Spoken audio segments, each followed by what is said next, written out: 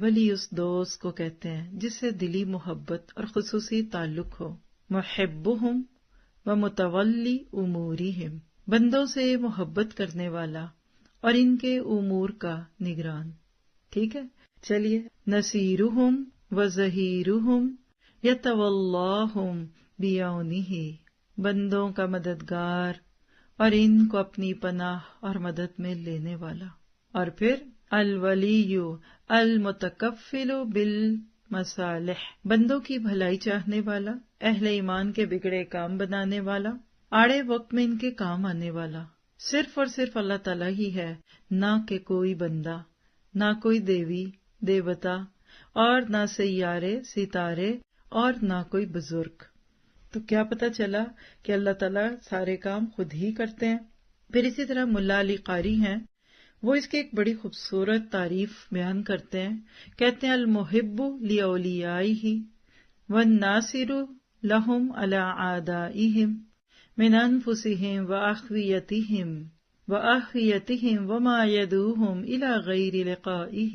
ولی وہ ذات ہے جو اپنے دوستوں سے محبت کرے اور دشمنوں کے خلاف ان کی مدد کرے، وہ دشمن چاہے نفس کی شکل میں ہو۔ آج سمجھ آئے گا آپ کو کہ ہمارے نفس کے جو شرور ہوتے ہیں نا، نفس کی شرارتوں کے خلاف جو ہمارے نفس سے لوامہ کو مضبوط کرتا ہے نا، وہ الولی ہے۔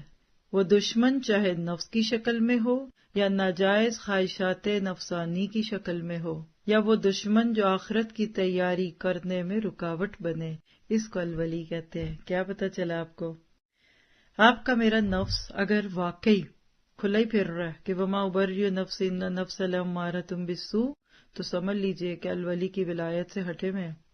جب اللہ ولی بن جاتا ہے نا تو بندے کے نفس کی شرارتیں دب جاتی ہیں، تو پھر اپنے نفس کی شرارتوں کو دبائیے تاکہ اللہ آپ کا دوست بنے، اور پھر وہ دشمن جو آخرت کی تیاری کرنے میں رکاوٹ ہو۔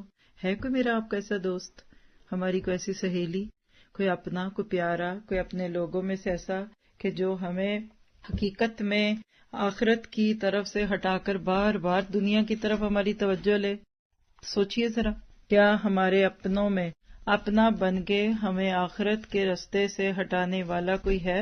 اگر ہے تو بھی دعا کر لیجئے، فوراً دعا کیجئے کہ اللہ تو میرا ولی بن جا، مجھے کبھی کسی کے ہاتھ میں نہ ڈالنا، تو میری ساری ضرورتوں کو پورا کر، اور مجھے میرے نفس اور میرے دشمن نما دوستوں سے بچا کے رکھ۔